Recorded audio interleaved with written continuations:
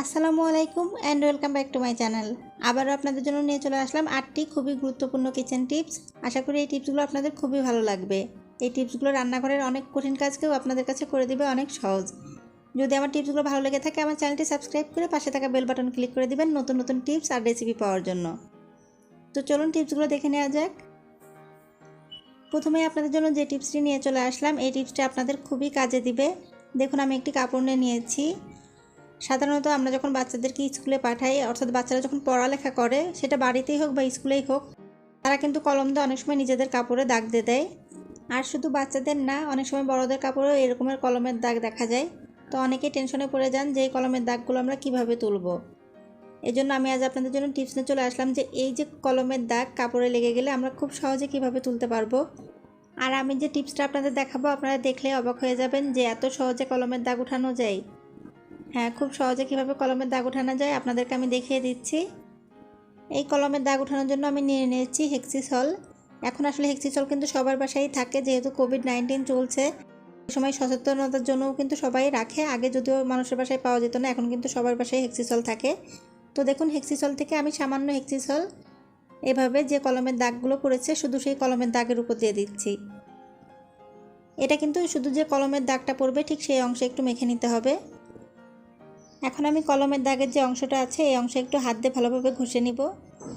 এভাবে একটু ঘষে নিলে পারেই আমাদের দাগগুলো কিন্তু উঠে যাবে। দেখুন, আমি একটুখানি ঘষা দিয়েছি, তাতেই কিন্তু দাগটা অনেকটা চলে গেছে। এখন আমি একটু পানি নিয়ে নিয়েছি, আর এই পানিতে আমি আবারও একটু ভিজিয়ে নিচ্ছি। আর আবারও হাতের সাহায্যে এভাবে ঘষে নিব। একটুখানি ঘষে নেওয়ার পরে আমি ভালোভাবে ধুয়ে নিচ্ছি।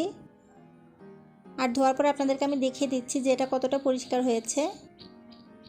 দেখুন, এখানে কিন্তু একটু কলমের দাগ নাই, অর্থাৎ আমি যে কলমের দাগগুলো দিয়েছিলাম তা কিন্তু সব উঠে গেছে।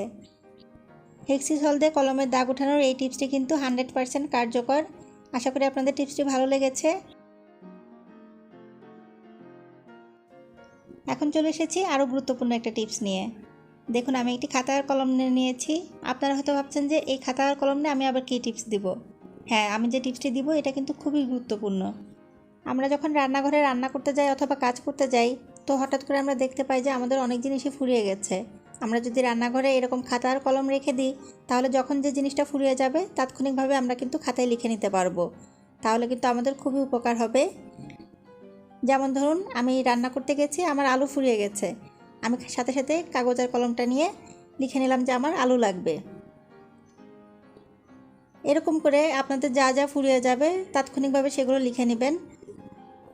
অর্থাৎ সাথে সাথে যদি লিখে রাখা যায় তাহলে কিন্তু একটা লিস্ট তৈরি হবে, আর আমাদের কিন্তু বাজার করতে খুব সুবিধা হবে। যদি আমরা বাজার করতে যাই তাহলে তো আমরা এই কাগজটা নিয়ে যেতেই পারলাম, আর যদি আমাদের হাজব্যান্ডরা বাজার করে তাহলে কিন্তু আমরা মোবাইলে করে কাগজে লিখে রাখা এই লিস্টের একটা ছবি আমাদের হাজব্যান্ডের কাছে পাঠিয়ে দিতে পারি, তাহলে কিন্তু তারা খুব সহজে বাজার করে নিয়ে চলে আসতে পারবে। এটা কিন্তু খুবই কার্যকরী একটা টিপস, আর প্রত্যেকটা গৃহিণীরই এরকম করে রাখা উচিত তাদের রান্নাঘরে। আশা করি রান্নাঘরে কাগজ কলম রাখার এবং এইভাবে লিখে রাখার টিপসটা আপনাদের ভালো লেগেছে। ভালো লাগলে কমেন্টে অবশ্যই আমাকে জানাবেন। চলে আসলাম 3 নাম্বার টিপস নিয়ে। দেখুন, আমি একটি বক্স নিয়ে নিয়েছি, আর এই বক্সের ভিতর যা আছে তা হচ্ছে পেঁয়াজ বাটা। আমরা কিন্তু আমাদের প্রয়োজনে অনেক সময় পেঁয়াজ এভাবে বেটে বক্সে করে ডিপ ফ্রিজে রেখে দিই। তখন পেঁয়াজটা যখন শেষ হয়ে যায় বক্সে কিন্তু একটা বাজে দুর্গন্ধ থাকে। আমি আপনাদের দেখাবো বক্সের দুর্গন্ধ কিভাবে দূর করা যায়। এর জন্য দেখুন, আমি পেঁয়াজগুলোকে প্রথমে সরিয়ে নিয়েছি, আর যে বক্সটা সেই বক্সটাকে প্রথমে আমি একটু পানি দিয়ে ধুয়ে নিয়েছি, নর্মাল পানি দিয়ে। আর এরপর আমি এখানে দিয়ে দিচ্ছি হালকা গরম পানি। যেহেতু এটা প্লাস্টিকের বক্স, এখানে কিন্তু ফুটন্ত গরম পানি দেওয়া যাবে না, হালকা গরম পানি দিতে হবে। তো আমি হালকা গরম পানি দিয়েছি, আর দেখুন নিয়ে নিয়েছি পেস্ট। এই পানির ভিতরে আমি এখন সামান্য একটু পেস্ট দিয়ে দিব। পেস্ট কিন্তু যে কোনো দুর্গন্ধ দূর করতে খুবই কার্যকরী। এখন দেখুন, আমি একটি ব্রাশ নিয়ে নিয়েছি। এখন ব্রাশের সাহায্যে এই পেস্ট দিয়ে ভালোভাবে আমি বক্সটাকে ঘষে নিচ্ছি।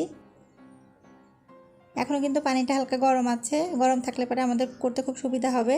আমি একটু সময় ধরে ঘষে নিয়েছি। যেহেতু বক্সের ঢাকনায়ও পেঁয়াজের গন্ধ আছে, সেহেতু আমি এখানেও একটু লাগিয়ে নিচ্ছি পেস্ট। আর ব্রাশ নিয়ে এই যে হালকা গরম পানিটা আছে তার ভিতরে একটু ডুবিয়ে নিয়ে এভাবে ঘষে নিচ্ছি। এভাবে যদি পেস্ট দিয়ে ভালোভাবে ঘষে নেওয়া যায়, দেখবেন যে কোনো গন্ধই খুব দ্রুত দূর হয়ে যায়। এরপরে ভালো করে ধুয়ে নিতে হবে, আর কোনো গন্ধই থাকবে না। আশা করি আমার এই টিপসটা আপনাদের ভালো লেগেছে। ভালো লাগলে অবশ্যই আমাকে কমেন্টে জানাবেন। চলে এসেছি আরও একটি গুরুত্বপূর্ণ টিপস নিয়ে। আমাদের অনেকেরই জিরা বাটতে গেলে কিন্তু অনেক কষ্ট হয়, আবার জিরা বাটা মশলা খেতে আমাদের অনেক ভালোও লাগে।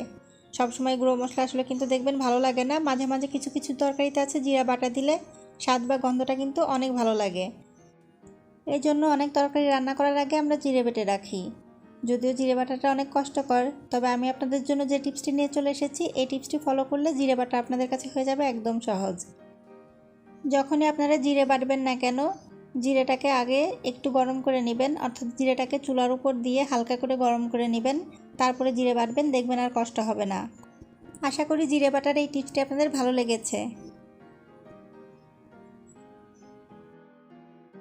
রান্নাঘরে কাজ করতে করতে আমাদের হাতের 12টা বেজে যায়। বিশেষ করে আমরা যখন রান্নাঘরে প্রচুর পরিমাণ পানি ধরি তখন কিন্তু হাতের অবস্থা সবচেয়ে বেশি খারাপ হয়ে যায়।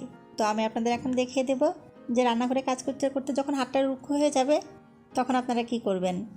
দেখুন, হাতের উপর সামান্য একটু নারিকেল তেল নিয়ে নেবেন, অর্থাৎ কাজ যখন শেষ হয়ে যাবে তখন সামান্য একটু নারিকেল তেল নিয়ে এভাবে হাতে ভালো করে মেখে নেবেন।